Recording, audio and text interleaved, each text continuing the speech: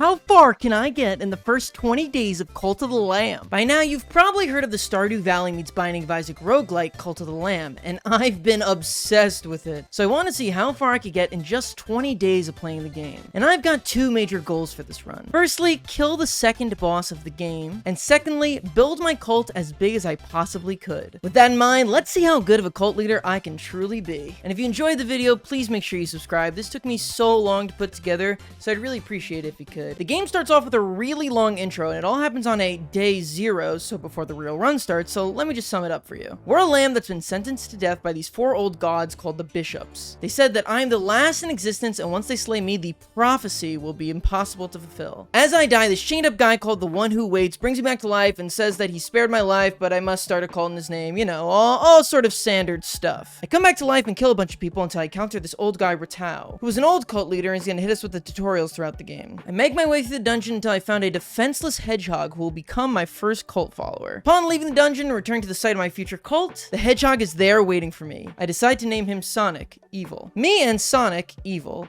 open the door to a place called Darkwood because I'm supposed to find more cult followers ASAP. This is when the main gameplay loop of this game begins. We go through these big doors in a roguelike gauntlet, killing enemies room to room so you can collect resources and followers throughout the dungeon so they can bring them home to build up your cult. This is called crusading. At the start of every run, you're given a weapon. For this one, I get a small sword. I'm progressing through the dungeon like normal until Leshy, one of the ugly demons from my sacrifice, comes out, and you know, he's pretty generally pissed that I'm here alive. He decides to transform one of his followers into this giant pussy caterpillar, introducing the first mini-boss of the game. After defeating him, he turns back into his follower form, and I'm able to send him back to my cult, and I soon follow him there. I return back to my cult site and name the pus caterpillar Pus Boy, since he has all these weird boils of pus on his head. I find him vile. I also find another follower, a cat that I named Grux. He looks to be the first competent member of this cult. I am pleased. Praised be to Grux. I gather some resources while I have Pussboy and Grux pray to my shrine. Their praying builds up enough cult devotion for a divine inspiration. When you have a divine inspiration, you're able to unlock a new building for construction. I unlock the temple and quickly construct one. I can apparently host daily sermons here, which will be good for keeping my cult's faith up. Otherwise, they'll all abandon me. I go inside the temple and host my very first sermon, which allows me to upgrade my health by 1/2 heart. And with all that, it finally becomes day 1. Day 1 starts off with a good old eye patch telling me they need to find some commandment stone fragments so they can act some doctrines to my cult. So it's time for another crusade. Before I go though, I gain new divine inspiration and learn how to make beds. Unfortunately, I only have enough lumber for 2 beds, so Pussboy's out of luck. Or at least that's what I tried to do,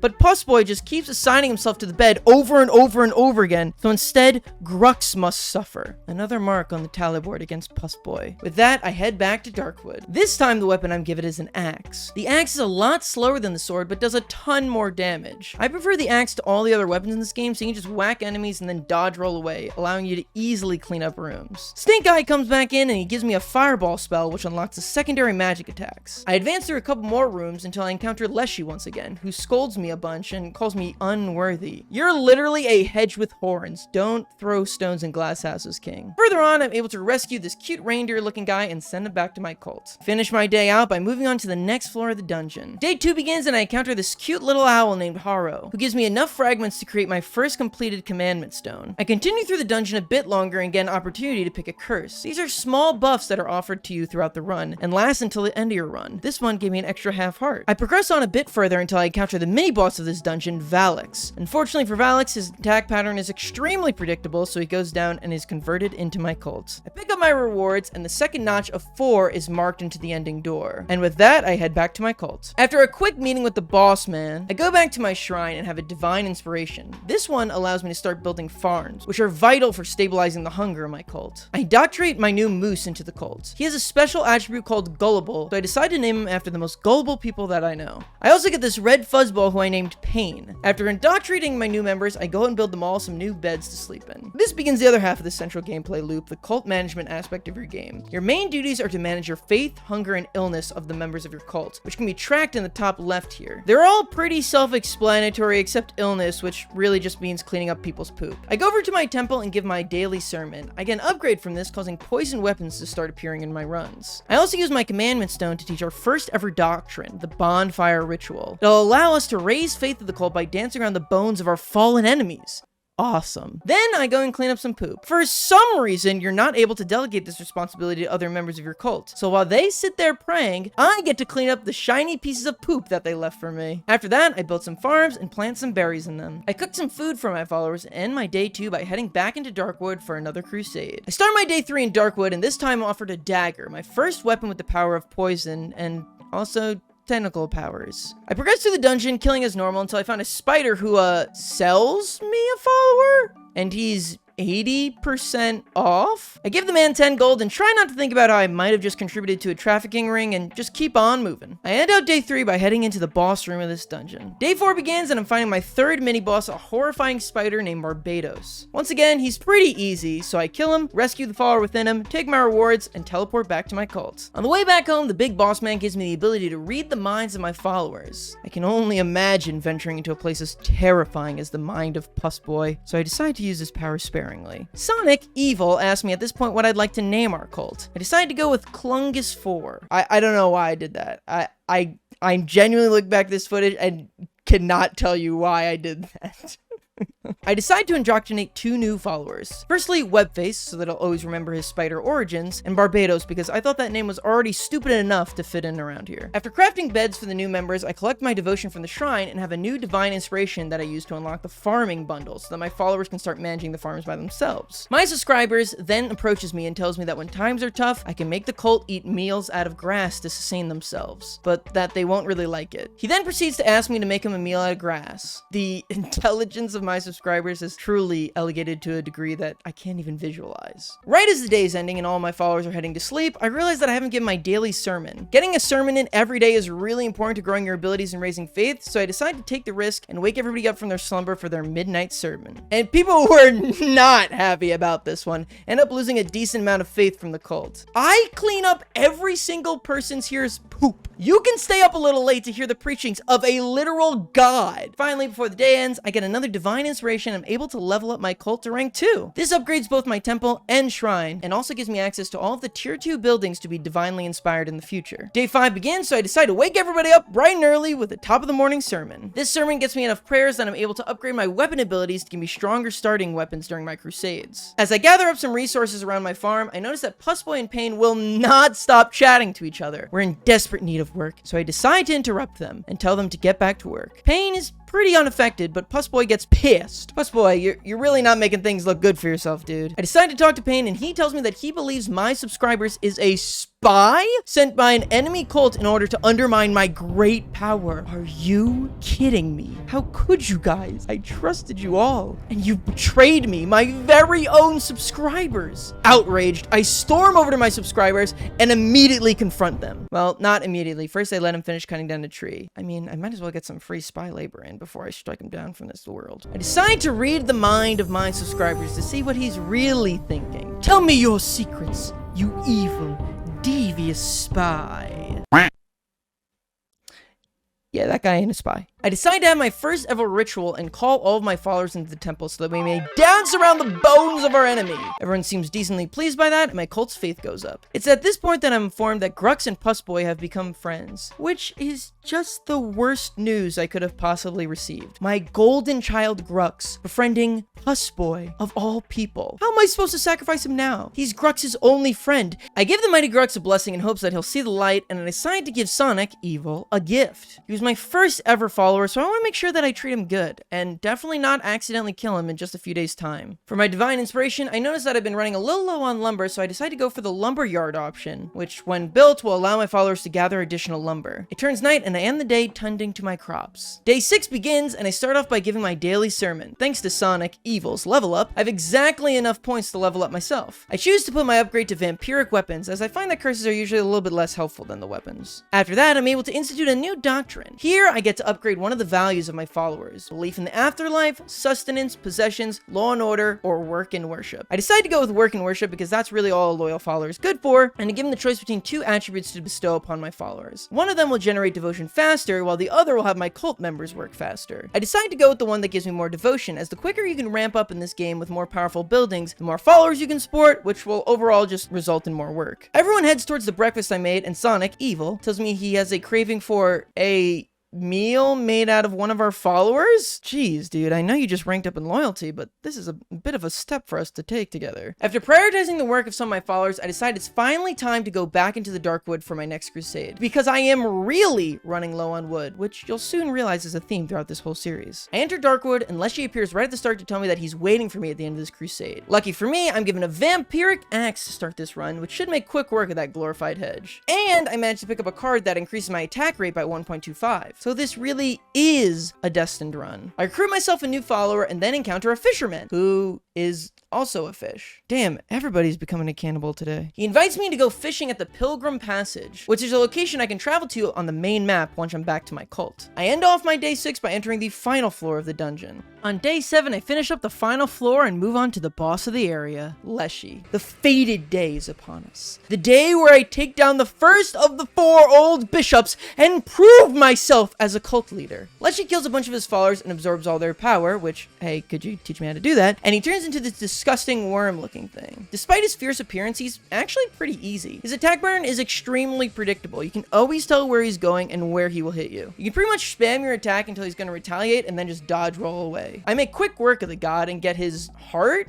I guess, which checks off my first heart of a heretic. In addition to that, I get a bunch of rewards. With Leshy killed and 1 new follower, we head back home, and everyone cheers for our return. With welcomes like this, sometimes I forget that these people are my friends, but in fact, mere pawns in a cult that I'm running. Except Grux. We're friends. I then indoctrinate my new follower into the cult, our first cow. I name him Shmoob, because I think that sounds funny. I use the resources that I gathered for my crusade to build the stone mines in the lumber yard, and immediately throw some of my followers in there to start gathering. Especially wood. Why do I always have no wood? I give my daily sermon and then use my heretic heart to upgrade my crown to the darkness within, which will give me an extra temporary heart at the start of every crusade run. So what happens next here is a severe lack of reading on my part, and it leads to a pretty sizable mistake. So my goal was to finish out the quest that Sonic, evil, had given me, and feed him some follower meat like he asked. I looked through my dishes, and the only dish that used follower meat was something called the Deadly Dish, which, you know, didn't sound great, but the item said that there's a 25% chance that he would live by eating it. And I figured, you know, it's a quest, it probably overrides this and just always makes him live. So I make the Deadly Dish and instruct Sonic to eat it. He takes a bite, and Lady Luck was not on his side today, and he dies. My first and most loyal follower dead due to my own stupidity. I couldn't believe it. What have I done? You were my best friend, my closest ally in this cruel world we call life. Despite the horrible circumstances, another choice lay at my feet. Should I give Sonic, evil, a proper burial? Or no, I couldn't. I couldn't possibly. My oldest friend. But is this what he would have wanted? Everyone did just happen to go to sleep. It would be perfect timing. Your sacrifice for the cult will be forever appreciated, Sonic Evil. My big objective for day is to head to that new fishing area that the fisherman told me about. I travel over there and see the fisherman once again, and he gives me a quest to find him some rare fish. A crab, a lobster, an octopus, and a squid. I try out the fishing mechanic, and this feels familiar. I finish the day off by heading back home to reunite with Clungus 4. I start day 9 off by grabbing another divine inspiration. This one has me learn the recipe for body pits, which will allow me to have a proper burial for anyone who dies in the future. After my daily sermon and required poop cleaning, Pussboy takes me aside and says that the base is an eyesore. That one hurt, especially coming from someone who looks like Pussboy. Plays down some decorations to satisfy the pussy lad, and for all this, his loyalty levels up, and he gives me a command stone fragment, and I get a divine inspiration. All that, and I still can't see Pussboy as anything other than a rotting sack of flesh, constantly infecting the rest of my cult. With this, I finally unlock tents for my followers to sleep in, though I lack the lumber I need for them, so it's time for another crusade. I now have enough followers to open the door to the second world, Anura, and with Lishi defeated in Darkwood, I plunge in for my first Anura adventure. I'm progressing through the dungeon as normal and seem to be doing quite well despite the increased difficulty of Anura. That is, until the bishop of this place, Heket, comes out, and she is pissed that I killed her leafy friend. All of a sudden, she teleports in. Grux! Not Grux! Take anyone but him! Take Webface! Anybody! Please! Not Grux! She then proceeds to starve my entire cult. And with that, it's a race to get out of the dungeon and feed my cult before they all starve to death. Day 10 starts, and I'm moving through the dungeon as quickly as I possibly can to get home to my babies. I trade out my dagger for a sword and approach the mini-boss of this run, Gussie On, which, what a god-awful sounding name. He's definitely a lot harder than the enemies we fought in the past. He keeps laying eggs that spawn more frogs that I constantly have have to be taken down, all the while still avoiding his attacks. It's clear the difficulty is picking up here in Anuda. Once I beat Gussie on, I send him back to the cult, grab myself some lumber, and head on back to the cult. On the way home, the one who waits tells me that he was bound to the underworld by the bishops and that for to defeat them all, he'll be free. In order to get powerful enough to do that, he gives me the ability to sacrifice someone? Oh, Puss Boy, your days are numbered. I get home and indoctrinate Gussie on, and of course I do not change his name because how do you think of a better name than Gussie on? I quickly remember that every single person in my cult is starving to the point that most of them are sick, so I whip up some food for everyone. To solve the illness issue, I try upgrading all of the beds to tents. However, I then realize that no one can sleep in the beds while they're being upgraded to tents, so now no one has anywhere to sleep for the night. In a desperate attempt to try and slide this fact under the radar, I decide to hold a late night sermon for everyone. This only further angers everyone, as now, instead of getting to at least sleep on the cold, wet grass, they must stay up all night praying to me. Oopsie. I also make a doctrine to make everyone believe in the afterlife. This is more of a coping mechanism for me so that I can lie to myself and say that Sonic Evil is in a better place. I finish the day off cleaning up all the poop and vomit that now surrounds the campsite to make everyone feel a little bit less ill. Upon starting day 11, Webface levels up his loyalty and we get a quest from Gussie on that instantly gives me 2 new followers. The only problem is that they're starving, which really is not a problem at all. I had a good feeling about you, Gussie on. We get a fish boy named Gun and a pink bunny named Tuesday. Though I am worried about the ethical implications of naming a follower in my cult after my girlfriend, I quickly suppress those morals and shove some berries in their mouths. Next, I go around and give all of my followers a blessing, which I've definitely been neglecting. But it caused almost every single one of them to level up, which gave me a ton of devotion and allowed me to get my next divine inspiration, a scarecrow. After giving my daily sermon, I realized that I need a ton more lumber, even with my lumber farms, so it's back to Anuda for another crusade. I happen to get the hand weapons, which I hate. These things rely heavily on you attacking in a combo, but if you even move the slightest pixel during the combo won't complete, making them super hard to use. With that bad omen, we entered in the dungeon and day 11 ends. At the start of day 12, we're visited once again by the bishops, and they're all sad that the one who waits betrayed them or whatever. Honestly, guys, I got no skin in this game. That guy kind of brought me back from the dead though, so I gotta side with him, sorry. Heket asked me to bow to her, which of course I say no, so she changes all of our future encounters in this dungeon run to battles. So I guess I'm not getting any lumber on this run. I find some pumpkins for the first time, and then I run to a cult of mushroom-looking folk. They say that their cult leader sent them here looking for some meant-to-side mushrooms, and that if I'm ever to find any mushrooms like this, to bring them to their home in the Spore Grotto, unlocking a new map destination. Don't you think it's a little weird that they are mushrooms, and they're looking for mushrooms? You don't think... Well, we got the mushrooms we needed. I keep progressing through the dungeon until I'm finally offered an axe so I can swap out these atrocious claws. We reach the end of the floor, get a flower necklace that will allow a follower to generate devotion faster, and end the day heading on to the final floor of the dungeon. Day 13 begins, and the enemies on these floors are definitely a lot harder. I'm taking way more damage than I was previously, and I start the mini-boss with only 3 hearts. Speaking of mini-bosses, the one for this run is a giant bat named Eligaz, and he kicks my ass. His attacks are much harder to predict and dodge, and he's able to generate tons of flies that quickly overwhelm me. Despite the increased difficulty, I'm able to succeed in the end, finishing the fight out with just 1 half heart. I convert him to a follower and head back to Klungus 4. Upon returning home, I gain another divine inspiration. This one allowing me to build missionaries, where followers can go on holy quests to gather resources. I indoctrinate the new follower and I name him I'm an Owl. I did this because he is an owl. After that, I talk to Shmoob and he tells me that he would like to try a meal made of poop. You know, I knew there was a reason I never really bonded with you, Shmoob. I go into my temple and declare a new doctrine that will allow followers to ascend, which is just a funner way of saying murder. But you can do this in front of everybody, and they enjoy it. I then hold a sermon that allows me to upgrade the amount of mana that I can have on all my future runs, which should help out a ton in the mini-boss fights. I cook the poop meal up for Shmoob, you know, like he asked me to, and he immediately shits himself, becomes extremely ill, and then his loyalty levels up. Okay, I take it all back. This guy rocks. He might be my new favorite follower after that. I finish off the day constructing some beds for my new recruits and harvesting my berry bushes. Day 14 begins, and I head to the mushroom cult's domain that I was told about, the Spore Grotto. The mushroom people have some cute shops here, but I don't end up buying anything. In the back is the mushroom researcher, Sozo, and this guy seems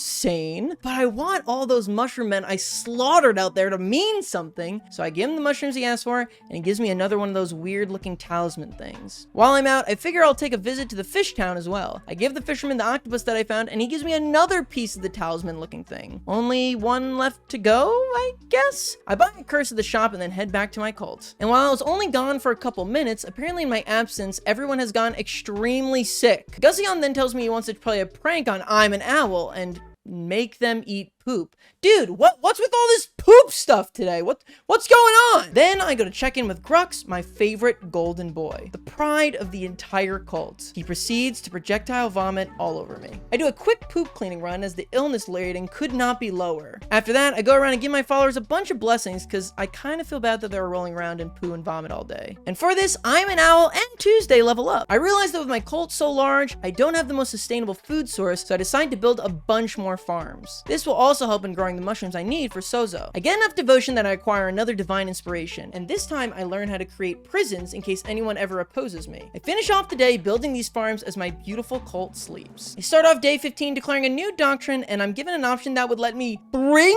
back the dead? It can't be. Really? I'm so overcome with joy that I decide the perfect cherry on top would be to finally sacrifice Puss Boy. Good riddance. Rot in hell, I say. Be gone, you pussy lad. May your putrid pus never infect my cult again. But in his place, I rise Sonic, evil from the dead. Sonic Evil rides again. I wonder what Sonic Evil could possibly be thinking about after he was raised from the literal dead.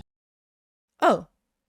Okay. After that huge party, Gun levels up, and I realize that I'm in dire need of wood, which feels like the only problem I encounter these days. So back to Anuda for me. After progressing through the dungeon for a little bit, Heket comes through. After some pleasantries, she decides to starve the entirety of my cult. So thanks for that. In my mad dash to get home, I end up finding a skull necklace, which doubles the life of the follower I decide to give it to. Finally, I close out day 15 by recruiting my first ever fox follower. On day 16, I progress a little deeper into the dungeon, and eventually I'm able to get to a giant lumber room, finally solving my lumber problem after all these attempts. Until I inevitably use it all tomorrow and I'm forced to head back into Anuda. I make it to the end of the dungeon and find the final mini-boss of Anuda, Zapar. I easily take care of him and send his follower form back to my cult. After reaping my rewards, I head straight back to Klungus 4. As you know, there was an intense famine that hit my cult, and the people are about to start dropping like flies. I rapidly gather some berries and then cook a bunch of meals for everyone, including the poop meal for I'm an Owl. And you know, I take it back. Gussion was right. That was hilarious. Before the day ends, I have a quick sermon which levels me up and allows me to increase the starting level of my weapons in Crusades, which should be a huge help as I attempt to fight Heket in the next coming days. And due to the whole, you know, starving thing, the faith in my cult is pretty low, so I decide to do a midnight bone burning ritual. I then go indoctrinate my new followers, firstly a green fox that I named Pissa, and then a very cute looking pig that I named Nuts. I end off the day making some buildings, mainly a second lumber yard to fight my constant lumber deficiency, and a missionary to send my followers on future mission trips. As the sun rises on day 17, my favorite follower Grux marches towards me. Oh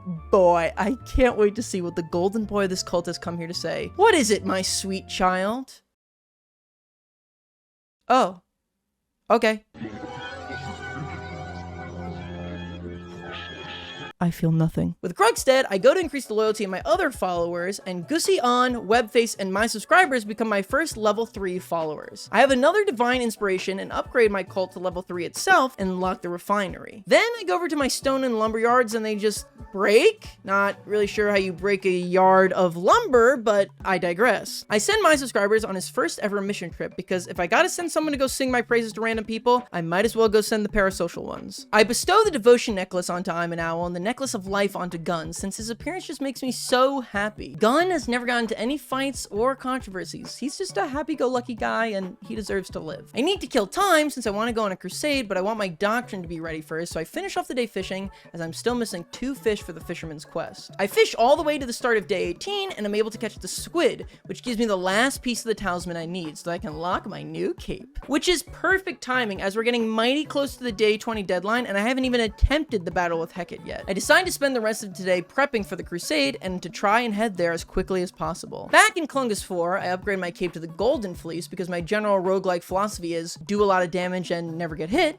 which this really plays into. Though I am a little worried about taking double damage considering the amount of close calls we've had recently, but I doubt that'll be a problem, right? I also institute a new doctrine that unlocks a fast that I can declare upon the cult, where they won't eat or want to eat for several days, which I figure is perfect as I'll be heading into the dungeon for the couple days. With the preparations set, I head into Anura to finish the series off against the second boss, Heket. Right as I enter Anura, Heket appears and challenges me. Oh, don't you worry, Heket. I'm coming for you. Your famine led to my very own Grux losing faith in the cult. Your foolish famine forced my favorite follower to question his faith. And then he died somehow. I don't really remember the logistics of that. But you will pay for this! The run starts off with me getting the worst weapon type in the game. Awesome. The Golden Fleece increases my damage by 10% every single time I kill an enemy, but I take double damage and lose my damage buff when I get hit. So while I need to go quick to get this done before day 20, I also need to be careful or I could very easily die. Despite me having such a horrible weapon, I'm absolutely flying through. Stab, stab,